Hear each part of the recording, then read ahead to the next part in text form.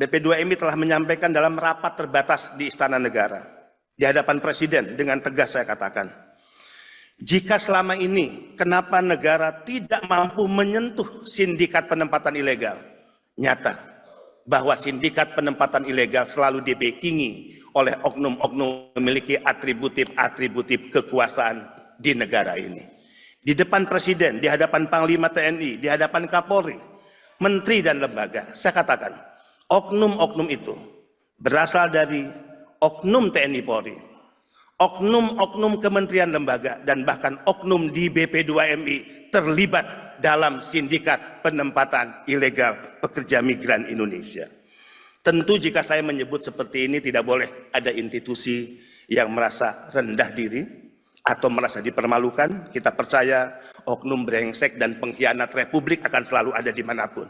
Tapi kita yakin di institusi-institusi negara, di kepolisian, di TNI, di kementerian lembaga, dan juga yang lainnya, akan masih banyak orang-orang baik yang memiliki komitmen kepada negara merah putih dan Republik ini.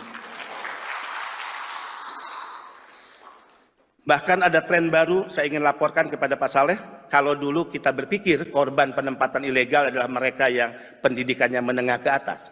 Tidak seperti itu dalam kasus penempatan ilegal ke Kamboja. Rata-rata mereka adalah anak-anak muda, lulusan SMA, kemudian juga bahkan S1. Dan ada case beberapa anak muda S2.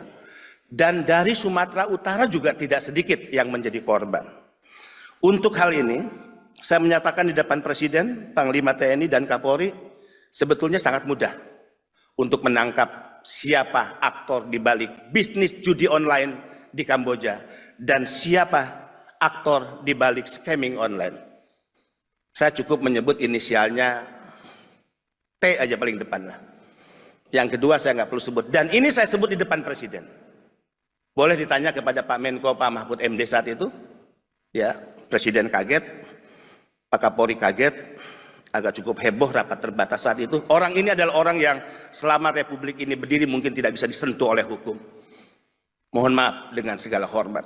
Saatnya negara mengambil tindakan tegas, tidak hanya menyeret para calo, kaki tangan, tapi mampu hukum menyentuh para bandar, para tekong, mereka yang kita kategorikan sebagai penjahat, penjual anak bangsa yang selama ini mengambil keuntungan dan pesta pora dari bisnis haram perdagangan manusia.